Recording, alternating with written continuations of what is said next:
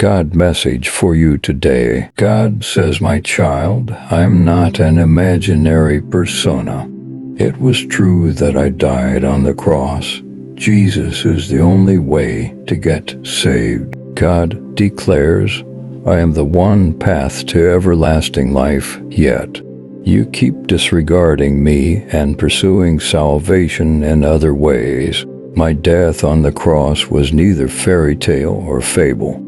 It was a real demonstration of selfless love and salvation for others. I get that it's going to be tough to take in, but please try to make room in your heart for the truth. The only way to be saved and have everlasting peace is to put your faith in me, Jesus. I implore you to stop resisting my love and instead give into my divine will for your life.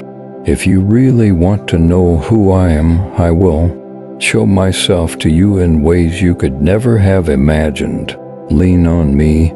I am the one true way, the truth, and the life. You can't go to paradise or the afterlife without God.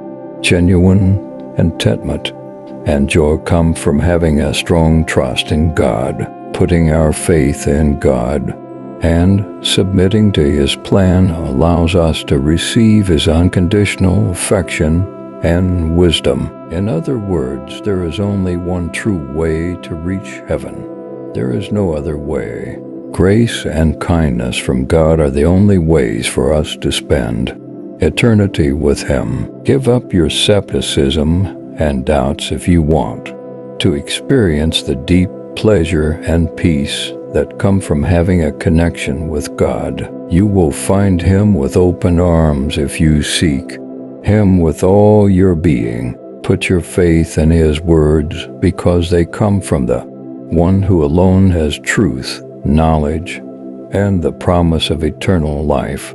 Take comfort in the fact that God is the one true road to salvation and enduring contentment. Many people are of the opinion that they should delay accepting Christ's gift of salvation until after they have made some kind of advancement in their own lives before doing so. But the message of the gospel is completely contrary to your interpretation of it. Every single one of us does not deserve to be saved.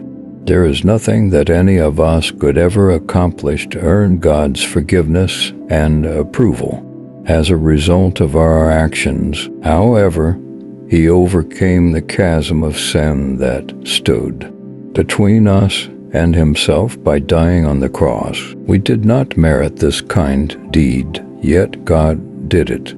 Nevertheless, out of His boundless generosity, even though we did not deserve it, it would be a grave mistake for us to believe that in order for Christ to enter our lives, we must first rely on ourselves to improve our appearance before turning to Christ. Didn't Jesus say something to the effect of, "Go wash yourselves off, get some rest, and then come to me"? Instead, He extended His arms and said, "Come to me, all who are weary and heavy laden, and I will give you rest." Matthew 11:28. He promised to relieve their burdens if they would just come to Him. Jesus did not wait for us to prove that we were worthy of Him, because He knew we never could. Instead, He offered Himself as a sacrifice for all 7 of them, and He extended an invitation to every sinner